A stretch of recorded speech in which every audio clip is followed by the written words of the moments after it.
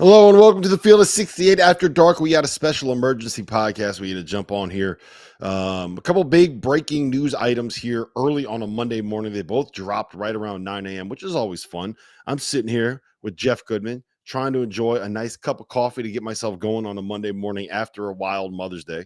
No, we got to sit here 9 o'clock, 9:11 in the a.m. Eastern Standard Time, the only legitimate time zone. We got to sit here and we got to talk about Great Osobor committing to Washington over Texas Tech, Louisville, and Kentucky. And Bronny James has made it official. He is going to be keeping his name in the NBA draft and foregoing the rest of his collegiate eligibility. Let's start with Great Osobor, Goodman, because I think that is the more interesting commitment, especially in the world of college basketball, because he was a guy that a lot of people considered, maybe the best transfer, one of the three best transfers available on the market.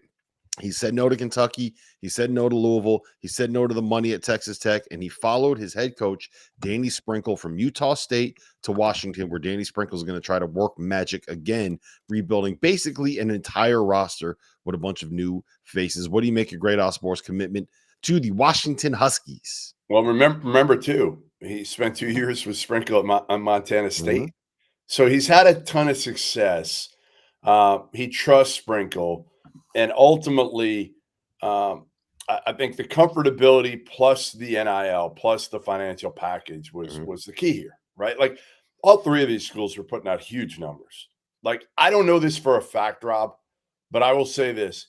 I think as of today, Great Osobor might be the highest paid player through NIL so far through the portal in terms of the package he got to go to a place through the collective and whatnot. Now, again, I think RJ Davis is going to make more money. Hunter Dickinson's probably going to make more money maybe at the end of the day because of what they're going to be able to get, through national brands, things like that. Great Osobor is not going to pull that type of money in Seattle. But, again, he had a lot of success. They went to the tournament. He turned him into a hell of a player last year. He was one of the best big men in the country. And it's a huge get for Washington because Washington's roster in year one right now, Rob, looks like good. It's good. It's like a fringe tournament team, probably even after Great Osobor right now. Would you agree? Yeah, I mean, yeah, DJ Davis was had his moments at Butler last season. They bring in the kid from Rice, Mason. I think that's how you pronounce his first name. And then Frank Kepnang gives him a nice 5-minute. You can squint your eyes and see a way for this team to make the tournament, but it's also you're going to be playing in a new conference. You're going to be playing in a league where every single one of your road games, for the most part, are going to be played in a different time zone. It's not going to be an easy year or an easy adjustment for Danny Sprinkle, but perhaps the best thing forward is like if you're going to be Washington stepping into a completely new league, you might as well have a completely new head coach. So it's not like you're kind of already have the learning curve trying to figure out what this conference is going to look like. I'm also not convinced 100% that Great Osobor is going to end up being worth the money that he is going to get paid. Oh, I agree. Listen, I'm not going to argue that point. I totally agree. He did it in the Mountain West last year, and the Mountain West was awesome. But what the Mountain West did not have, Rob, was big-time rim protectors. And now I think he's going to go up against some more athletic, bigger dudes on a night-to-night basis. And again, listen, love the kid. You and I fell in love with him last year. And he put up, look at what he had, 17.7. 9 rebounds a game. When I saw him in person, the part that shocked me was like how he could move. Like I thought he was far more mobile and agile than I had seen when I watched him on TV. Here's the good thing about the situation he's walking into is that he's not going to have to play the 5, right? If he went to Louisville, right? Louisville specifically, he probably would have ended up having to play the 5, kind of like a small ball 5 role. And I don't know if that necessarily would have been the best situation for him. Now, offensively, he probably would have been able to get numbers because he's going up against opposing 5 men. But I mean, look, you're putting him in a situation where you got a 6'8", 250-pound guy that would have to guard a bunch of 7-footers that are more athletic and more bouncy than he is. I think that playing in the Big Ten, league that's going to have other big bodies, allow him to play the 4, allow him to create some of those mismatches that he created before, allow him to kind of do what he did last season. It's kind of the similar role, I think, is a way for him to be able to get numbers. And he's going to get shots. Like, where else are these shots going to come from? Where's the scoring going to come from Washington if it's not Great Osobor? Hey, Rob, you know why he's going to get shots? You know why he's going to get shots? He's getting paid $2 million a year. I don't know if it's $2 million. I don't know if it's two. We don't have the exact numbers. I'm referencing Joe Tipton. Literally, as you were making the same point, said, this is a quote from him: $2 million and plus in NIL and marketing deals are in place for Great Osobor, making him the highest paid known player in college basketball right now, which is wild to think about. Great Osobor. Honestly, he probably is going to make half that money back just because his name is great. Like, there's got to be so many marketing opportunities for a dude whose name is great. Think about that. Yeah. Again, until I see the contracts on any of these, a lot of it is speculative. The exact amount we're talking about here, because you're hearing it. Other schools are telling me, what the number is. An agent certainly telling people what the number is here too, and it may be accurate. He may be making, the baseline could be $2 million with everything, whether it's 2 million, 1.75, whatever it is. It's a lot of money for Great Osobor right now, who, by the way, made basically nothing last year in NIL at Utah State, like nothing.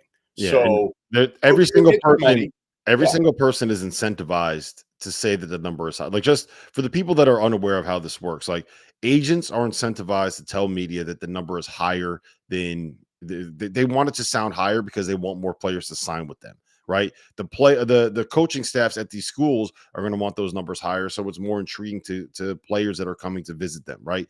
The opposing staffs are going to say they want that number higher because they want it to sound like, hey, look, it was a financial decision. That guy got $2 million over there. If you can get me $2 million for a player, I'll be able to get guys like this. It's not my fault I wasn't able to recruit him. We would have got him if you had gotten me more money. So everybody is incentivized to say that the number is high. Right. You're not going to be lowballing anything here. So it's hard to tell. And there's no salary cap structure. So you can't ever really know what is actually getting made for these situations. All right, let's talk a little bit about Bronny James. Bronny is wait, hold on. First, before we get to that, how big a loss is this for Louisville and Texas Tech, in your opinion? Because Louisville needs a big man. They got my guy, James Scott, but are you comfortable with James Scott playing 28 minutes a game? I don't know if he can do it. I honestly kind of like the fact that he's got to be the guy. I hope he's got to be the guy. They're going to need somebody else to give you 15 or 20. But I think you force feed James Scott these minutes and see what he can do. And as long as you surround him with enough dudes, shooters, then he'll be fine. Because I think, again, he can get you a lot in transition. He's a lob threat. He's a shot blocker. He's a shot alterer. He runs the court. He does a lot of the things you want big men to do these days other than really score. Yeah, they're still going to have to go out and get somebody else. And there's other big guys in the portal. There's other players that can play that role that are available.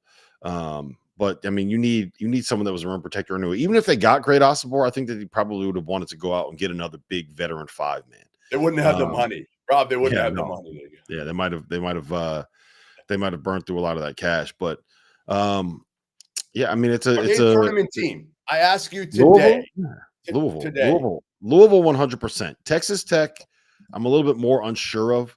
I'm hesitant to bet against Grant McCaslin, like, ever. But I mean, it's just Darian Williams, who actually I think is pretty good, and stepping into a bigger role will be interesting. Chance McMillan, Devin Cambridge, Federico, who, by the way, like, how do you not love a dude who has the same first name and last name? They got the Elijah Hawkins kid coming in from Minnesota. So there are pieces there. And if Grant McCaslin has pieces, then I'm just going to assume that he's going to find a way. I also never thought that Texas Tech getting Great Osobor was, like, I understand he was in their last 4. I just kind of assumed in my head this is Louisville or Washington that I'm waiting for the decision on. And it ended up being Texas Tech. Like, hey, that's a coup. But I was kind of waiting for this to be Louisville or Washington. At least me. I don't know if maybe I have bad info on that one. Yeah, they were in there. They were actually in there. He had a good visit there. He liked it. So I think they're in the mix. But, the biggest thing now, right, for them, they got a lot of good players. And again, like we said, it's not like Great Osobor is going to average 17 and 10 wherever he goes. I think maybe at Washington, he's actually got the best chance to do something like that.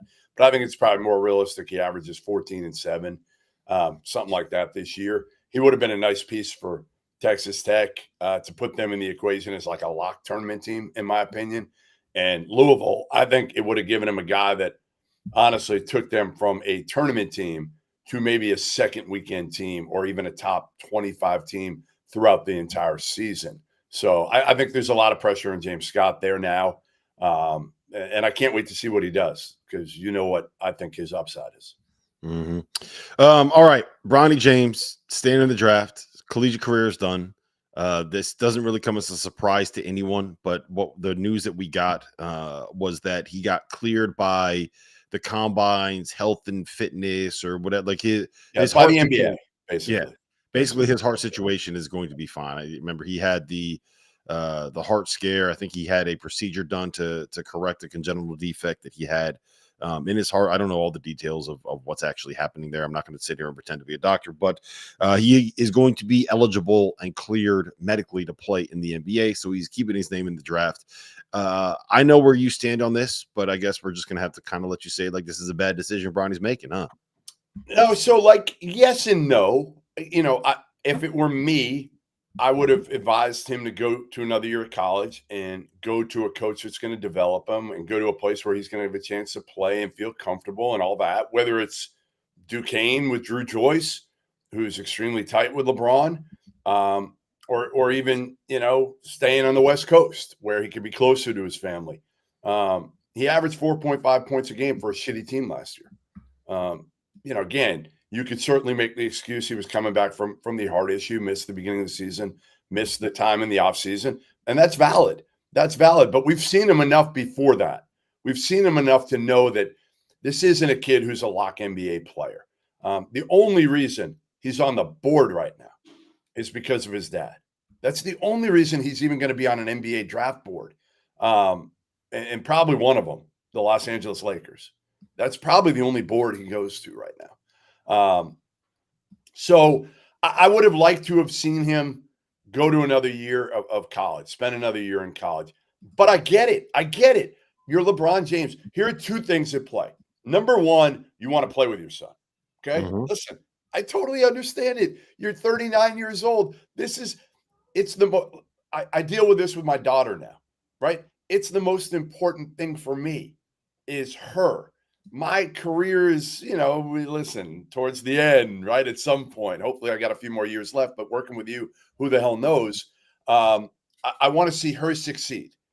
LeBron wants to see Bronny succeed, and he wants to enjoy whatever time he has with his son. So I understand that. I also think LeBron James probably feels like Bronny James can develop better with him. I think he feels like he can be a better coach to his son year-round than any college coach out there for the most part. And he trusts himself more. And he'll stick him on the end of the bench, and he'll literally be his personal coach, which he already is in the offseason. But now he'll have all these guys around him. Bronny will be able to spend all his time working on his craft. And I think LeBron truly believes, beyond the fact that he wants to play with him, that he's going to develop better at the NBA level. And there's something to be said about that as well, you know, where you don't have to worry about the amount of time that you're spending in the gym. You don't have to worry about taking classes. You don't have to worry about, like, it's not like Bronny cannot get better when he gets to the league. My biggest question would be, you know, do you want to be able to put that pressure on him when you get to the NBA level? But I also think there's something to be said for, like, the security that you have playing professional basketball is probably at a level that's a little bit different than what you're going to see on a college campus for anybody. And I'm sure that when you are LeBron James, that is going to factor into the equation as well. So I get it. I understand he's doing it. I don't know if Bronny's going to end up being face more pressure in a way. Isn't he going to face more pressure on a college campus than he is going in as a second-round pick for the Lakers, where everybody knows he isn't ready right now? Like, he averaged 4.5 points a game. Like, his name is Bronny James. He's LeBron's kid. It doesn't matter where he goes. He's so going Bryce James, So Bryce James, his younger son, is going to have the same issues? No. Like, No, because I Bryce James actually isn't think going to right end up now, with Bryce James isn't the same level of player. So like when Bryce James goes somewhere, it's kind of, we know that Bryce James probably isn't going to end up being a 4-star kind of a player, a top 30 kind of a player, like a borderline NBA player. Whereas Bronny James, I mean, he kind of is. And I will just say this. I do think that there is, with his athleticism, with his basketball IQ, with his shot making, I do think that there is a place for him. Yeah, a place for him in the league. Like I think he can play a role. Now, I think he's probably 2 or 3 years away from actually being that role player, right? Like actually getting to the point where he's developed there. But if you want to put him in the league now, I don't think he's going to go out there and embarrass himself. He's probably going to be the last guy on the bench. He probably needs to spend a couple years in the G League to work. Rob. Like, but who cares? Like, it's my takeaway is that LeBron James thinks that he knows the best way for his son to develop as a basketball player. And if LeBron James is going to say, this is the best way for my son to get better at the sport that I might be the greatest ever at, like, I'm not going to tell him that he's wrong, But how'd you like to be that coach this season, whoever the next Lakers coach is going to be, when they draft Bronny let's say they draft him in the second round. I can't see anybody. And this is another conversation completely, but and we'll get onto this. I want to ask you this after of where you take him. But let's say they take him in the 40s. I don't even know what the Lakers' second pick is. It's probably somewhere in that vicinity, right? Around 40. Let's say they take him there. There's not a ton of expectations at that point. But if you're the Lakers head coach, like, what do you do? Because LeBron, most coaches are not realistic when it comes to their kid. I've seen this with Doc Rivers and Austin Rivers. And Doc's the most realistic dude in the world. But again, when it comes to your son, things change. So LeBron's already said dumb things about Bronny in a way with the Lakers, with the NBA, right? That he could play right now in the NBA, blah, blah, blah. He's as good as, Lakers, some of their players. Like, he's got to be very, very careful what he does, because it's different when Bronny's, at USC than when he is sitting at the end of the bench and you're going out there publicly and saying, hey, my kid should be playing. And he's clearly, the other 12 guys on the team look at him like he's out of his mind. Well, my counterpoint would be, like, it doesn't matter if Bronny James is on that team or not. Like, I don't want to be the coach for a team that LeBron James is on when LeBron James is already, whether or not his son is there. Like, who cares? It's already going to be LeBron's team, and you're just kind of out there hoping that you can keep everybody happy. Just make him the player coach. Why honestly, I'm not kidding when I say this. If I'm Rob Pelinka, why not just he's 39, give him the play. He basically coaches the team anyway. Make him the player coach. That way, when he has to fire somebody, he's just firing himself. Yeah, that's kind of where I'm at with it. Like, it doesn't matter who it is. You're still got to go kind of be LeBron's guy on the Where would you draft him? Where if you're another team, okay? You're a team and you could draft Bronny for two reasons. Really, one reason, for leverage, to have Bronny. So you can say to the Lakers, hey, you know what? Yeah, I'm going to hold you for ransom a little bit. I got Bronny James. What are you going to give me? I want more than he's worth. Like, would you do that with the 29th pick in the NBA draft or something like that? Where would you take Bronny? Probably around there, just for the simple fact that you're going to be able to, how bad LeBron wants him, right? And business is all about leverage. Business is all about what you can get out of people. And I think that being able to have the rights to LeBron James' son, knowing how bad LeBron James wants to play with him, you can either get LeBron James on your roster, and I don't know if that's necessarily something that a lot of teams would want at this point, knowing what comes with having LeBron James in your roster. But the other side of it is, might be able to get, here's the question though, like, how many players on the Lakers do you actually want right now? You know what I mean? Like, how many? Only a couple. How many guys would actually make you better? So, I don't know, man. It kind of is what it is. We know where he's going to. I mean, he could also. I think he can opt out. I think he's got an opt-in, so he could opt out of his deal. And if somebody else drafted Bronny, like, let's say a contender does draft him in the late 20s, I don't know, whoever it is, right? Like, whether it's like Boston or Denver or somebody like that. Why not? If you're LeBron, Why not do that? Do that and go with your kid and have a chance to actually win a championship with your kid at the end. Even if your kid doesn't play, even if he's sitting down the bench, waving a towel, watching you from up, and you can honestly enjoy it with your kid, and he gets in garbage time. Who cares? Like, do that if you have to do it. Don't you want to win at the end of your career? Wouldn't you want to pick a franchise? And I know you got to move out of LA, but for a year or two, who cares? I mean, I would not say no to that, but we're also talking about LeBron James here, and I do think we're kind of at the point where basketball is the side hustle for LeBron James, right? Like, look at all the other things that he's doing. Basketball is the side hustle. What happens if it's JJ Redick that gets the job? Do you think JJ Redick, now that they're podcast partners together, is going to be able to keep control of them? Do you think that's a possibility? I just think the podcast would be too much JJ and LeBron. They would be like a married couple and end up fighting, and I'm not sure it would make it till the All-Star break. Oh man, that'd be tough. Yeah, I think LeBron will be LeBron James Jr., Bronny James. I think he's going to be. I think in 3 years we're going to look up and he's going to be a decent role player in the NBA.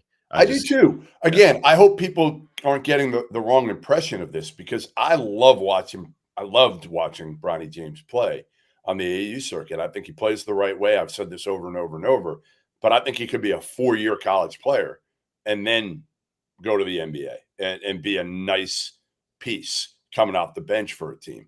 And I just think LeBron here, I think he's, well, I don't know if I want to say setting him up to fail. I don't think he's setting him up to fail. I think he's letting his own personal opinion here cloud what probably is the best decision for Bronny James at this point, which is go to college, have fun. You're going to make some money, but money really doesn't matter at all. Go to Duquesne, be the guy.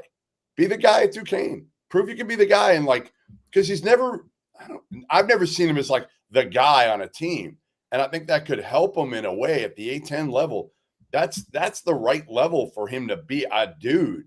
And if he can do that, he comes in the NBA with, kind of a different mindset, a different skill set, and just more experience, which, I don't think he's ready to play in the NBA. But again, I think it's more about LeBron saying, like, I think I can develop him and the NBA can develop him better than the college game can develop him.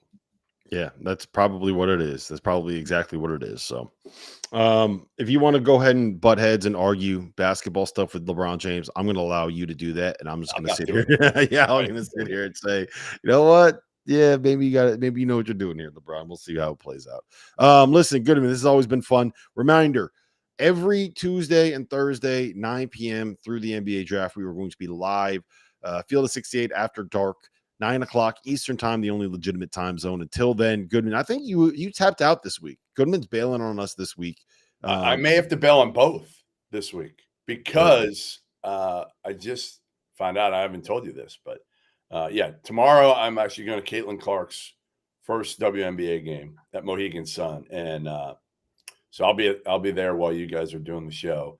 And then I have to drive Talia's car to Indianapolis later this week. So I might stop on the road and do the show Thursday from somewhere on the way to Indianapolis or Bloomington. Well, I maybe we'll just kick you off. I'd rather sit there and talk to myself for an hour than have to talk to you while you're complaining about being in a roadside motel in the middle of somewhere in Indiana. So, Jeff, until then, 9 o'clock tomorrow night, Field of 68 after dark.